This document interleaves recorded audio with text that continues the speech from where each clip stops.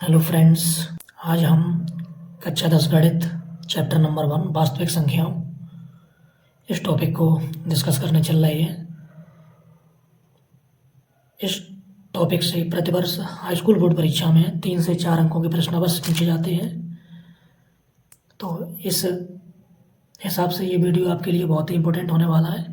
तो चलिए friends, solve करते हैं इसी अध्याय से संबंधित यानी वास्तविक संख्याओं से संबंधित प्रश्नावली 1.1। तो देखते हैं प्रश्नावली 1.1 का पहला सवाल। निम्नलिखित संख्याओं को अभाज्य गुणनखंडों के गुणनफल के रूप में व्यक्त कीजिए। पहला सवाल 140, दूसरा 156, तीसरा 3825, चौथा 5005 और पांचवा है 7429। तो चलिए फ्रेंड्स, बारी बारी से इन्हें सॉल्व करते हैं। तो सबसे पहले डालेंगे हल। सबसे पहले डालेंगे हल और लिखेंगे पहली संख्या दी 140। तो इसको इस तरीके से लिख लेंगे।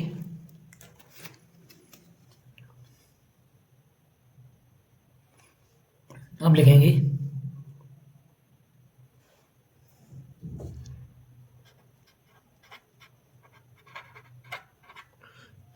गुणनखंड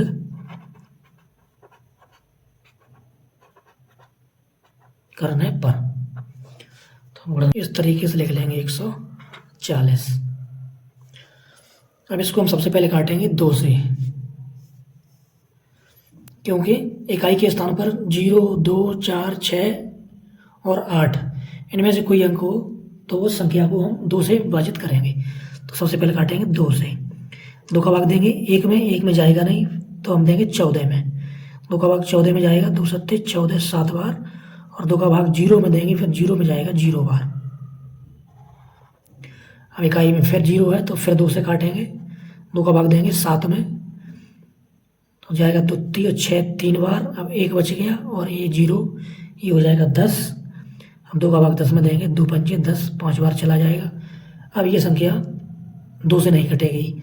अब देखेंगे 3 से कटेगी या 3 से कटने के लिए हम देखेंगे अंकों का योग करके देखेंगे। 5 और 3 8। 8 जो है वो 3 से नहीं कट रहा है, इसका मतलब ये संख्या भी 3 से नहीं कटेगी। तो अब काटेंगे 5 से। 5 से कौन सी संख्या विभाजित होती है? जिनके इकाई पे 0 और 5 हो।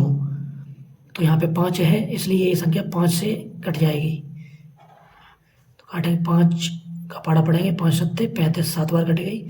अब 7 है वो 7 से कट जाएगा 1 बार। लिख देंगे अतः 140 के अभाज्य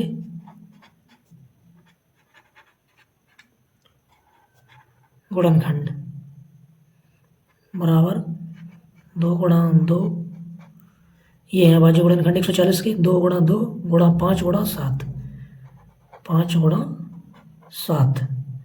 या इसको इस तरीके से लिख सकते हैं 2 पे पावर 2। 2 2 बार आया है तो 2 पे पावर 2 लिख दिया, इंटू 5 इंटू 7। ये हो गया हमारा सॉल्यूशन। फ्रेंड्स, इसमें से हम केवल 3 खंड करेंगे, क्योंकि अगर हम सभी खंड करेंगे तो वीडियो काफ़ी लंबा हो जाएगा। अब हम सॉल्व करेंगे क्वेश्चन नंबर 3 को, मतलब तीसरे खंड को सॉल्व करेंगे।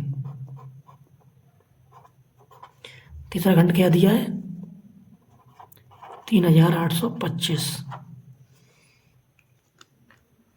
फिर लिखेंगे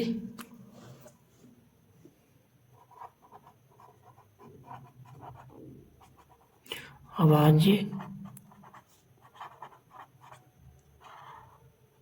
गुणनखंड करने पर। तो इसके भी अभाज्य गुणनखंड करेंगे। 3825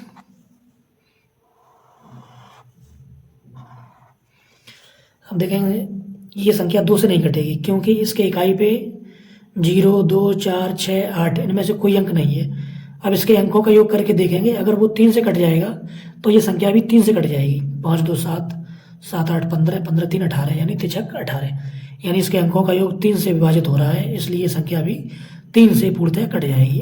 तो 3 से काटेंगे, 3 का भाग देंगे 3 में, 3 एकम 3, एक बार चला गया। अब देंगे 8 में, 3 दूनी 6, 2 बच गया, 22 हो गए, 3 सत्ते 21, 1 बच गया, 15 हो गए, 3 पचे 15। और फिर अंकों का योग करेंगे, 7 5 12, 12 2 14 और 15, यानी फिर ये 3 से कट जाएगी, 3 से फिर काटेंगे।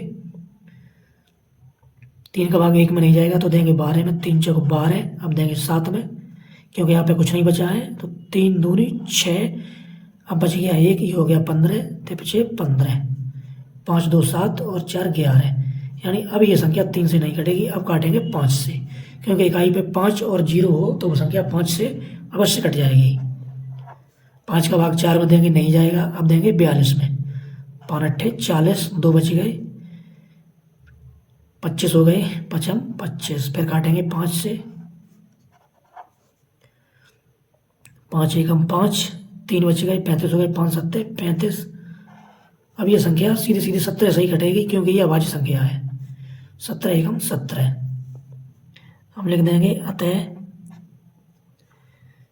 3825 के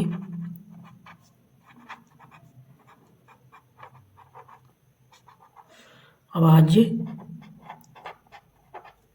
गुणनखंड क्या है? 3 गुणा 3 गुणा 5 गुणा 5 गुणा 17, या इसको लिख सकते हैं 3 2 बार है तो इसको 3 पे पावर 2 लिख देंगे, 5 भी 2 बार है तो इसको 5 पे पावर 2 लिख देंगे, इंटू 17। ये आ गए हमारे 3825 के अभाज्य गुणनखंड। अब देखेंगे लास्ट वाला 5वां 7429। 7429 उन्हें लिखेंगे अभाज्य गुणनखंड करने पर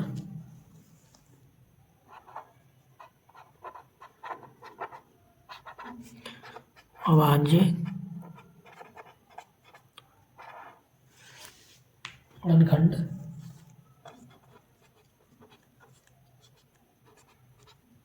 करने पर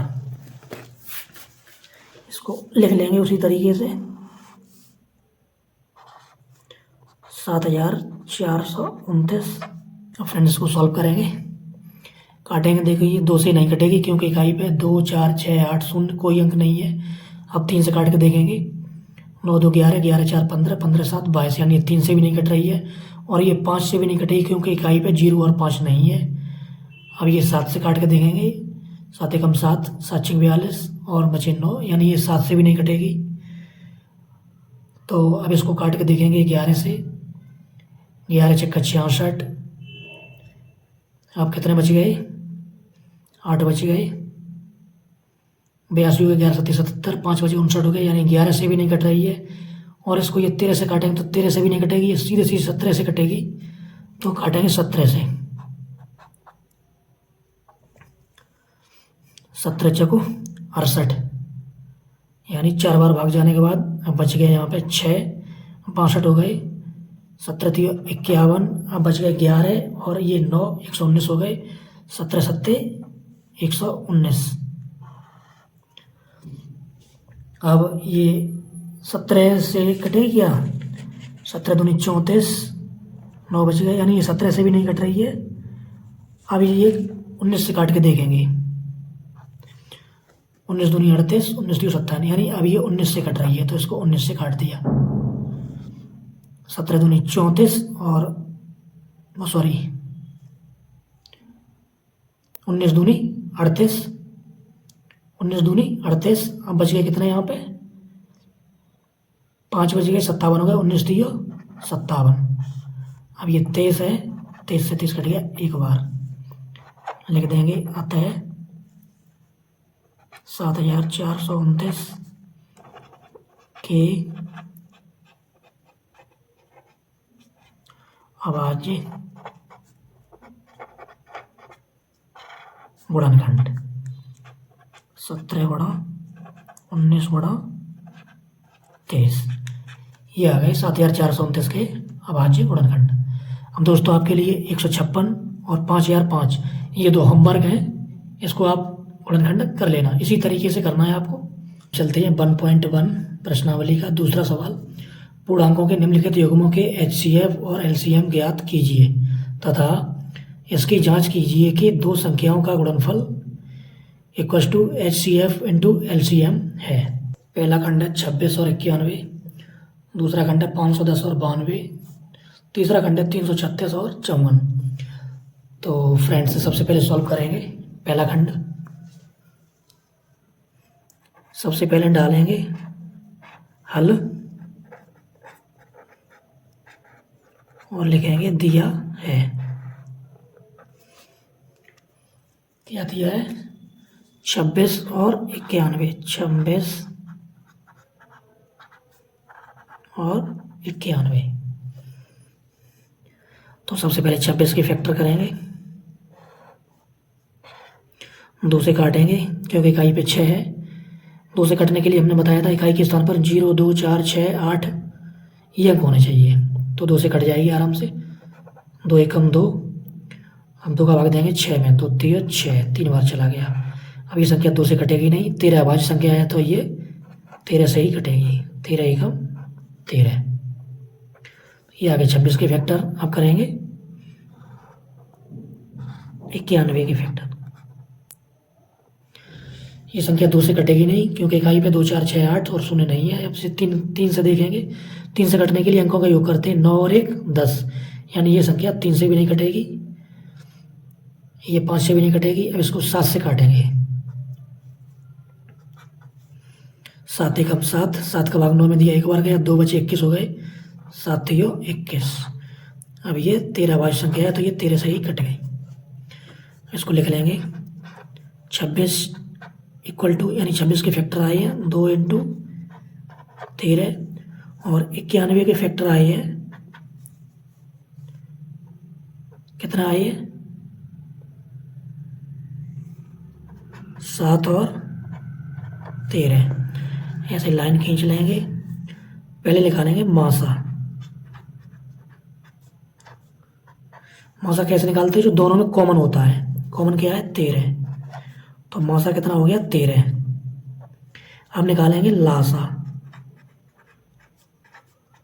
लासा कैसे निकालेंगे? जो दोनों में कॉमन होगा उसे लिखेंगे सबसे पहले। तो जो दोनों में कॉमन है उसे लिख लिया। ये 13 दोनों में कॉमन है, इसे लिख लिया। अब जो ऊपर बच गया है उसे लिख लेंगे और जो नीचे बच गया है उसे भी लिख लेंगे और इसका कर देंगे मल्टीप्लाई। 13 दूनी 26 इंटू 7, 6 सत्ते 42 और 7 दूनी 14, 4 18, यानी लासा आ गया 182। जांच करनी है। जांच किसकी करनी है?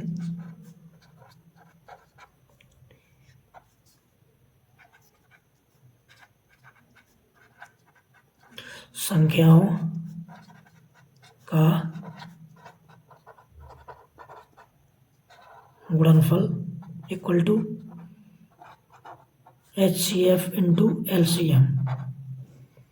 तो दोनों संख्याएं कौन कौन सी दी है हमें? 26 और 91। 26 इंटू 91 इक्वल टू HCF कितना निकला है? 13। LCM कितना निकला है? 182।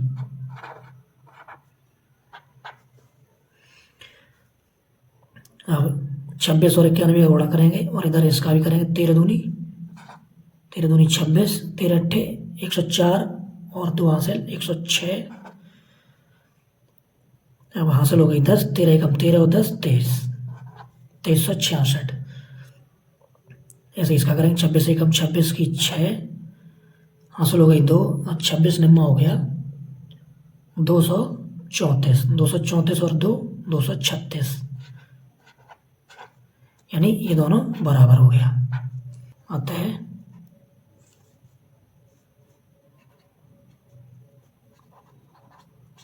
यह सत्य है।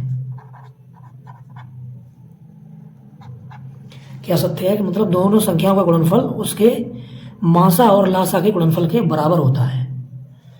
तो ये हमने सॉल्व किया पहला खंड। अब इसमें से एक खंड और सॉल्व कर लेंगे, या तो ये कर लेंगे या ये दूसरा कर लेंगे। तो हम करेंगे तीसरा खंड। दूसरा होमवर्क है, इसको आप स्वयं करके देख सकते हो। तीसरा क्या दिया हमारा 336 और 54। तो सबसे पहले 336 के फैक्टर करेंगे, 2 से काटेंगे क्योंकि इकाई पे 6 है तो 2 से कट जाएगा। 2 एकम 2, 1 बच गया 13 हो गया, 2 छिंग 12 है। अब 1 बच गया 16 हो गया, 2 अट्ठे 16। फिर 2 से काट देंगे, 2 का भाग 1 में जाएगा नहीं, 16 में देंगे तो 2 अट्ठे 16 पूरा पूरा चला गया। अब 2 का भाग देंगे 8 में, 2 चौकू 8। फिर 2 से काटेंगे, 2 चौकू 8, कुछ नहीं बचा। अब 2 का भाग 4 में देंगे, 2 दूनी 4। फिर 2 से काट देंगे, 2 दूनी 4, 2 एकम 2। अब ये 2 से नहीं कटेगा, अब इसको काटेंगे, 2 और 1 3। अब ये मतलब 3 से कट जाएगा, 3 सत्ते 21, 7 अभाज्य है तो 7 कटेगा, 7 एकम 7। इसके 54 के फैक्टर बनाएंगे, ये भी 2 से कटेगी, 2 का भाग देंगे 5 में, 2 दूनी 4, 1 बच गया, 2 सत्ते 14, 14 हो गई। 14 में 2 का भाग 7 बार, 2 सत्ते 14। अब 2 से नहीं कटेगी, अब कटेगी 3 से। 7 और 2 9, 9 3 से कट रहा है तो ये 3 से कट जाएगी, 3 निम्न 27। फिर 3 से काट देंगे, 3 3 9, अब 3 से 3 कट जाएगा एक बार। अब लिखेंगे फैक्टर 336 के जो फैक्टर उन्हें लिख लेंगे 2 इंटू 2 इंटू 2 इंटू 2, 1 2 3 4, 4 बार है, इंटू 3 इंटू 7। अब लिखेंगे 54 के फैक्टर 2 इंटू 3 इंटू 3 इंटू 3। ऐसे लाइन खींचेंगे। सबसे पहले निकालेंगे मासा, मासा को बोलते हैं HCF।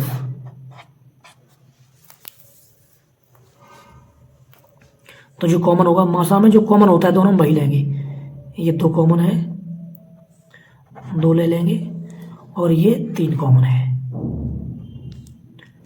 मतलब इसमें 2 कॉमन है और 3 कॉमन है, बस यही आएगा। 2 3 6, मासा आ गया 6। अब लेंगे लासा यानी LCM।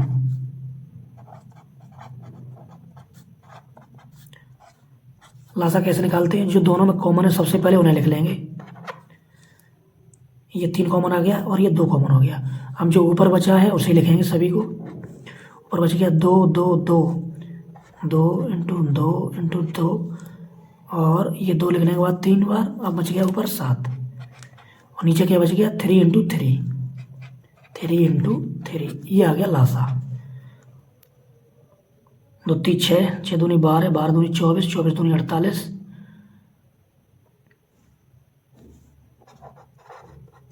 48 इंटू 7 21, 21 63। इनका मल्टीप्लाई करके लिख देंगे। इनका गुणनफल आ गया 3024। ये आ गया इनका LCM। अब जांच करनी है, क्या करनी है, जांच करनी है। जांच करनी, जांच किसकी करनी है,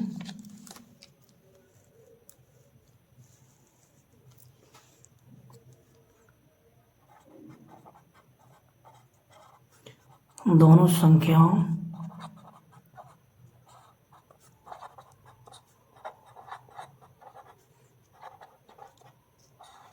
का गुणनफल equal to HCF into LCM। संख्या कौन कौन सी हैं, संख्याएं हैं 336 और 54।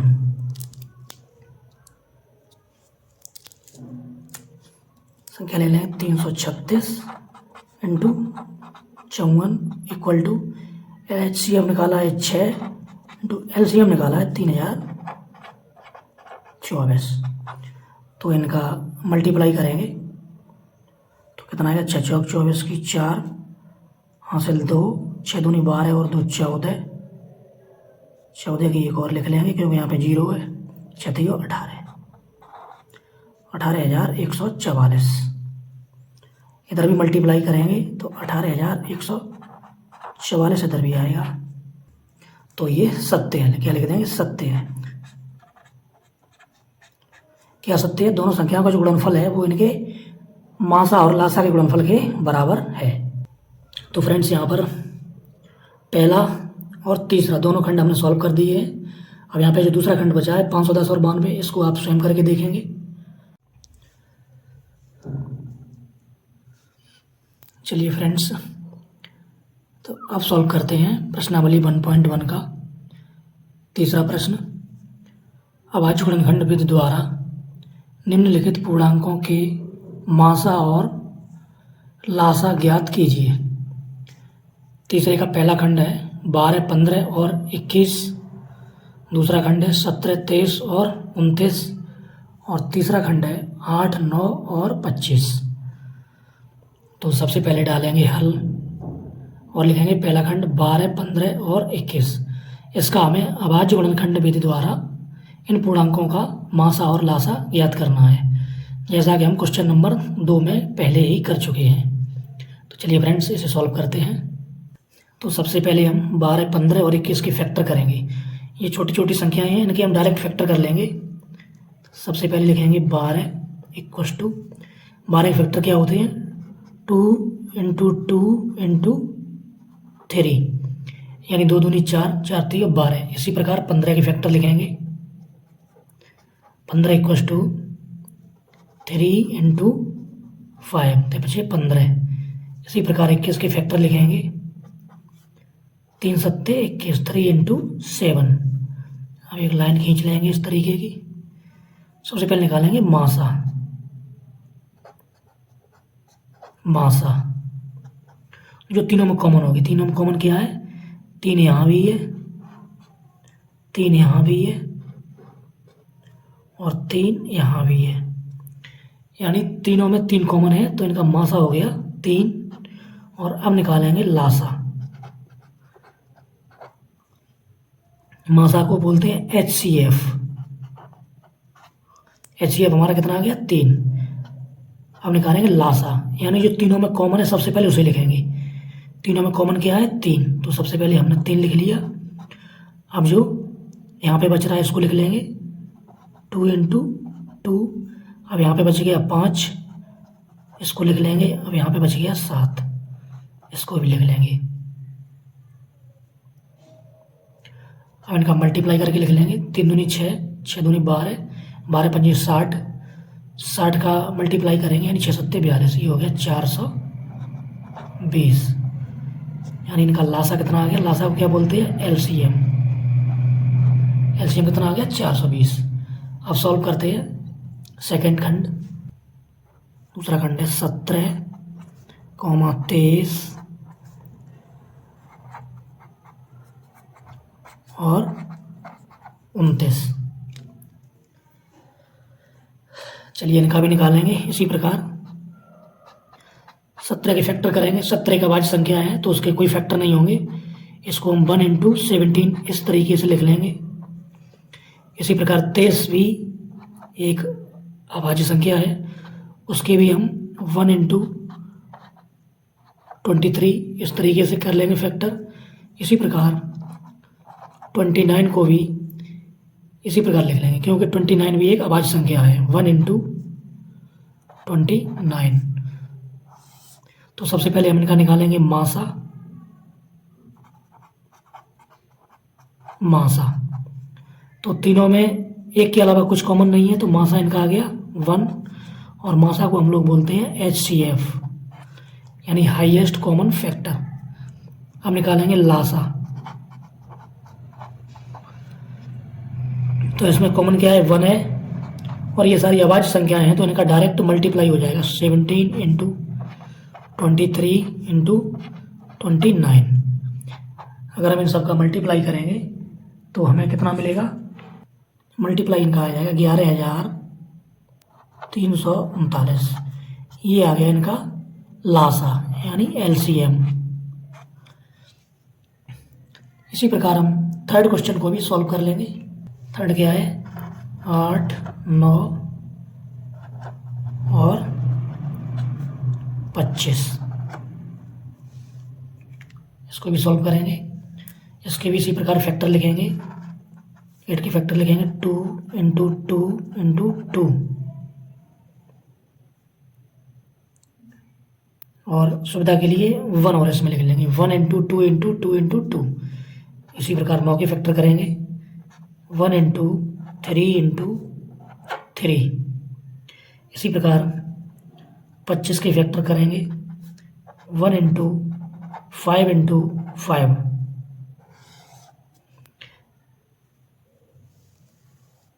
अब सबसे पहले इनका निकालेंगे मासा। तो इसमें एक के अलावा कोई चीज़ कॉमन नहीं है, तो इनका मासा कितना आ गया, 1, यानी इनका HCF कितना आ गया, 1। हम निकालेंगे लासा। लासा कितना आ गया, सबसे पहले इनमें 1 कॉमन है, इंटू जो ऊपर बच रहा है उसको लिख लेंगे 2 इंटू 2 इंटू 2, फिर यहाँ पे बचा है उसे लिखेंगे 3 इंटू 3 इंटू 5 इंटू 5, यानी 8, 9 और 25 ये आपस में कैसी सहभाज्य संख्याएं हैं, तो इनका जो लासा होगा वो इनके गुणनफल के बराबर हो जाएगा। 1 इंटू ये 8 हो गया, 2 इंटू 2 इंटू 2 ये 3 इंटू 3 9 हो गया, ये 5 इंटू 5 ये 25 हो गया। अब इनका कर लेंगे मल्टीप्लाई, 55 25 25 3 75 75 3 225 225 दूनी 450 450 दूनी 900 900 दूनी 1800, यानी इनका जो LCM है वो कितना आ गया, 1800। LCM कितना आ गया, 1800। तो फ्रेंड्स ये सॉल्व हो गया क्वेश्चन नंबर तीसरा। तो फ्रेंड्स चलिए अब चलते हैं नेक्स्ट क्वेश्चन की तरफ, यानी क्वेश्चन नंबर 4। तो फ्रेंड्स ये रहा हमारा प्रश्नावली 1.1 का चौथा सवाल। मासा 306,657 बराबर 9 दिया है, लासा ज्ञात कीजिए। यानी 306 और 657 का मासा दिया है 9, तो हमें लासा ज्ञात करना है। तो चलिए सबसे पहले डालेंगे हल और लिखेंगे दिया है, क्या क्या दिया है उसे लिखेंगे। तो सबसे पहले दिया है संख्या, यानी हमें दी है पहली संख्या। पहली संख्या कितनी दी है, 306 दी है।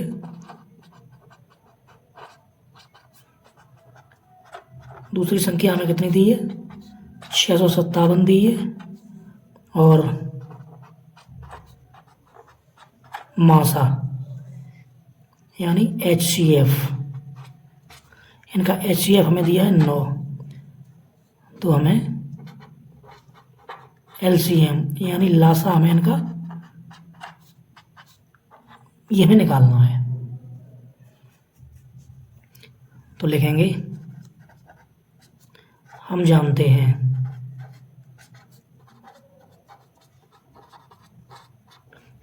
हैं कि, क्या जानते हैं, पहली संख्या गुणा दूसरी संख्या इक्वल्स टू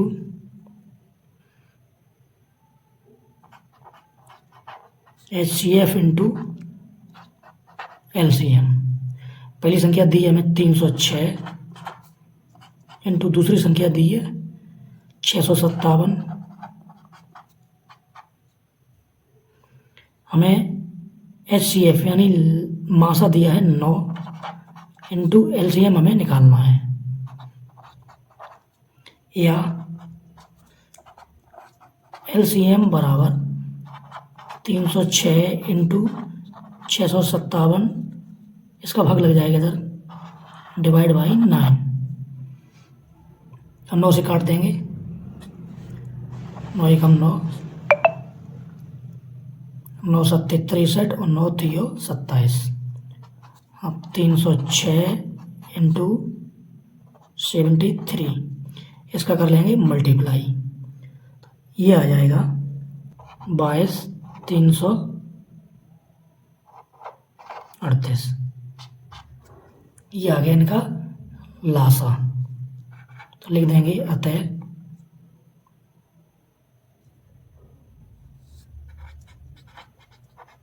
लासा 306, 657, कितना आ गया 22,338।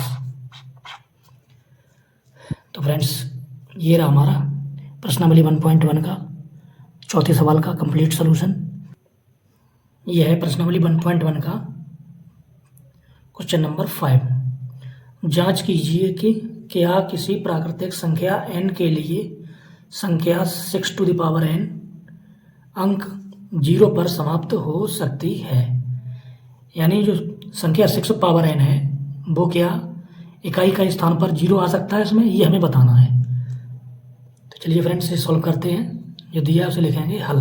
सबसे पहले डालेंगे हल। क्या दिया है 6n, जहां n एक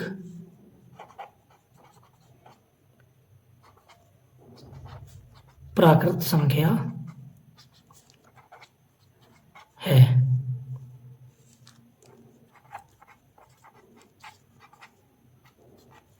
अर्थात n बराबर क्या हो गया 1, 2, 3, 4, इस तरीके से n की वैल्यू हो गई। तो लिखेंगे जब n इक्वल टू 1 तब 6 पे पावर 1 बराबर हो गया 6। इसी प्रकार जब n इक्वल टू 2 तब 6 की पावर 2 यानी 36, यानी इकाई पे फिर भी 6 है। यहाँ पर भी इकाई पे 6 था, यहाँ पर भी इकाई पे 6 है। इसी प्रकार जब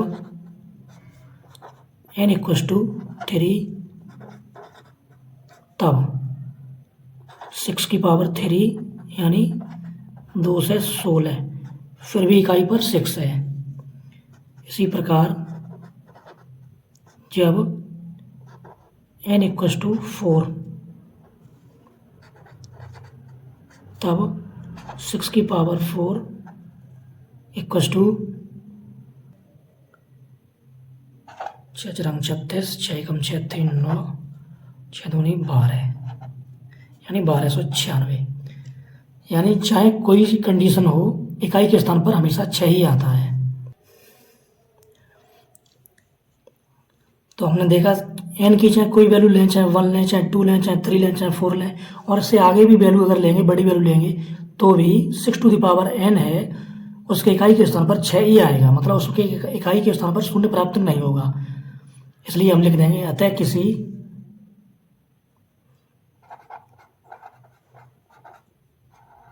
प्राकृत संख्या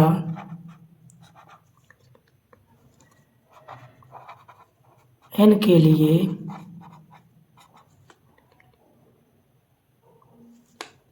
संख्या 6 टू द पावर n अंक 0 पर समाप्त नहीं हो सकती।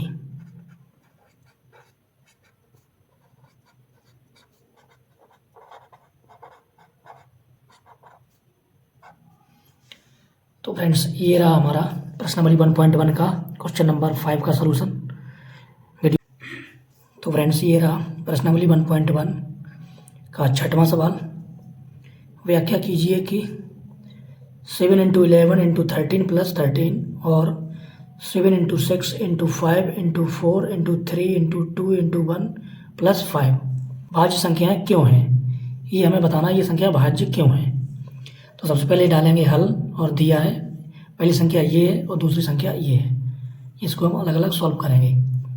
तो पहले इसको देखते हैं। 7 × 11 × 13 का मल्टीप्लाई करेंगे, ये आएगा 11 × 7 = 77 × 13 + 13, 13 × 7 = 91 की 1, 13 × 7 = 91, 91 और 9 100, यानी 1001 + 13, ये हो गया 1014। अब इसके करेंगे फैक्टर।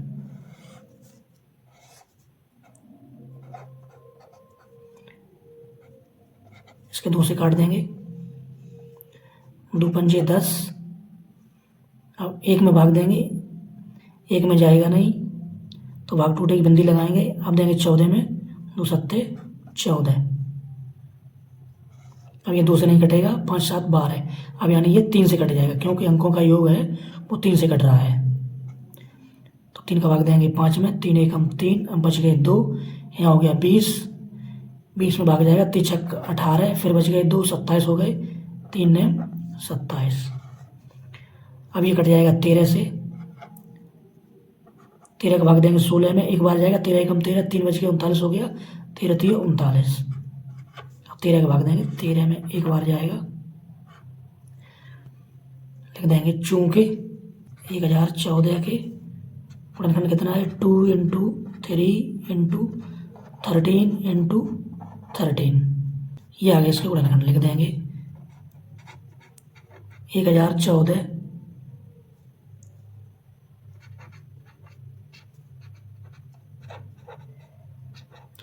यह संख्या 2 से अधिक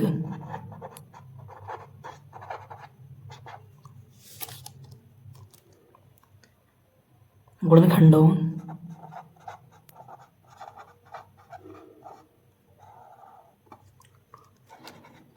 का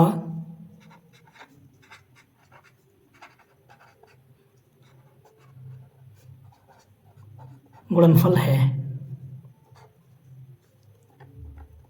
इसलिए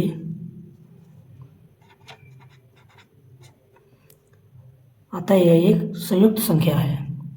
अतः यह एक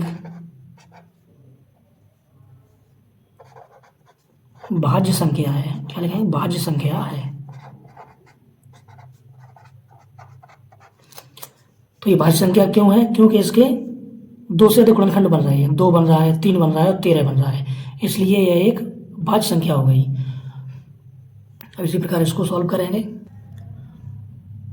2 एकम 2, 2 3 6, 6 चौक 24, 24 पंजे 120, 120 छक्का 720। अब 720 में 7 का मल्टीप्लाई करेंगे, 7 का मल्टीप्लाई किया 0 से 0 हो गया, 7 दूनी 14 की 4 हासिल हो गई, 1 7 7 49 और 1 हासिल 50। ये हो गया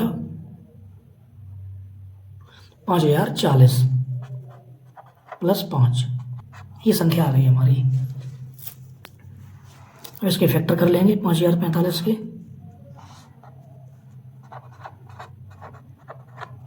सबसे पहले 5 से ही काटेंगे, क्योंकि 5 4 9, 5 14, ये 3 से कटेगी नहीं तो 5 से ही कटेगी।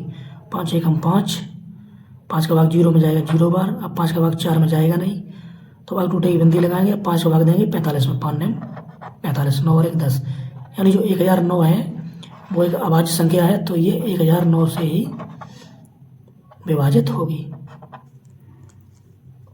तो 5045 के फैक्टर आ गए 5 गुणा 1009, ये आ गए फैक्टर। तो इसके भी 2 या 2 से अधिक फैक्टर मिल गए, यानी 2 फैक्टर में मिल गई। तो लिख देंगे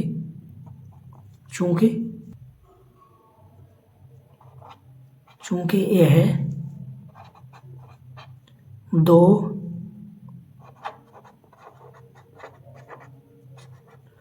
अभाज्य गुणनखंडों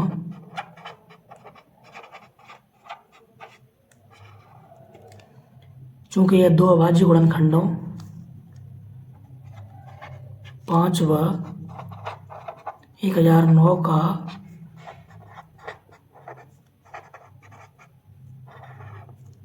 गुणनफल है, इसलिए यह एक भाज्य संख्या है।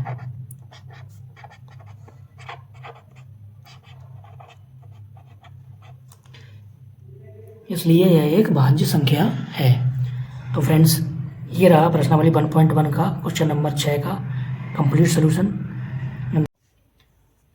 ये है प्रश्नावली 1.1 का 7वां सवाल किसी खेल के मैदान के चारों ओर एक वृत्ताकार पथ है। इस मैदान का एक चक्कर लगाने में सोनिया को 18 मिनट लगते हैं, जबकि रवि को 12 मिनट लगते हैं। मान लीजिए वे दोनों एक स्थान और एक ही समय पर एक ही दिशा में चलना प्रारंभ करते हैं। कितने समय बाद वे पुनः प्रारंभिक स्थान पर मिलेंगे? चलिए फ्रेंड्स, सबसे पहले डालेंगे हल और जो दिया उसे लिखेंगे। रवि को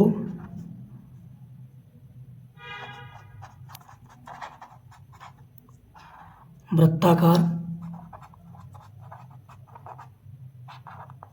मैदान का एक चक्कर में लगा समय कितना है? 12 मिनट। सोनिया को वृत्ताकार मैदान का एक चक्कर लगाने में लगा समय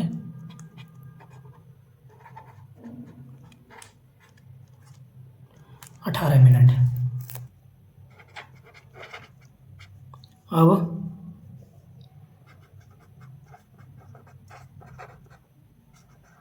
सोनिया व रवि को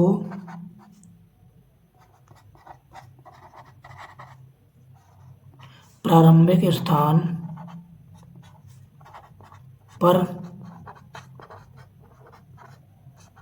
मिलने के लिए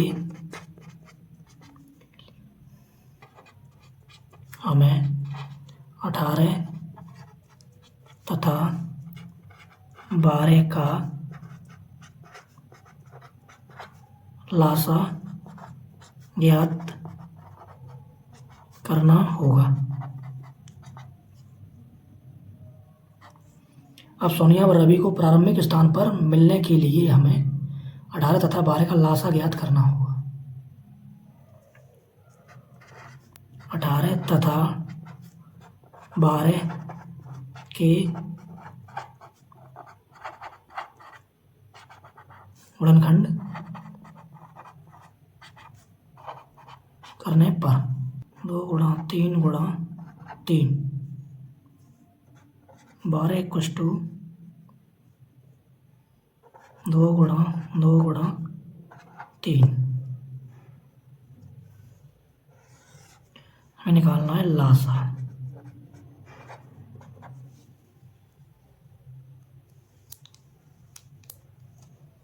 जो कॉमन है, 2 कॉमन है और 3 कॉमन है, उसको सबसे पहले लिख लेंगे 2 इंटू 3। 2 कॉमन है उसको लिख लिया, 3 कॉमन है उसको लिख लिया। हम जो ऊपर बच गया ये 3, इसको लिख लिया, और नीचे ये 2 बच गया, इसको भी लिख लिया। 3 दूनी 6, 6 3 18, 18 दूनी 36, यानी ये आ गया 36, और ये क्या थे? 36 मिनट लिख देंगे। अतः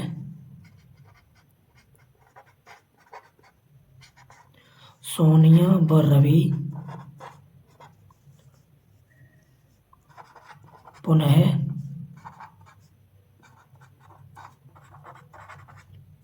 प्रारंभिक स्थान पर 36 मिनट बाद मिलेंगे।